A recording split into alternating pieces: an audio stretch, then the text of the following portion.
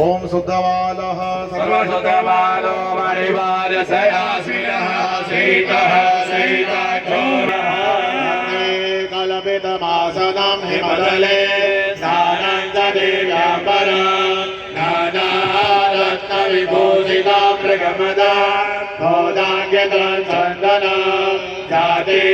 चम्पकबिल्वपत्ररचितं पुष्पं दधूपं तथा दीपं देवदयानिधे पशुपते घटकल्पितं गृह्यता सोमर्णे नवरत्नखण्डरचिते पात्रे गतपायस पक्षा पञ्चविधं वयोदधीयतां ब्रह्मफलं पानकं शाकानामयुतं जलं रुचिकरं कर्पूरगन्धोज्ज्वलं रामोलमनसा मया विरचिता भक्ता प्रभो स्वीकुरु छत्रं चामरयो युगं व्यधनकं चादर्शकं निर्मलं वीणा मृदङ्गदाहलगला गीतं जगत्यं तथा साष्टाङ्गं प्रणतिस्तुतिर्बहुविधा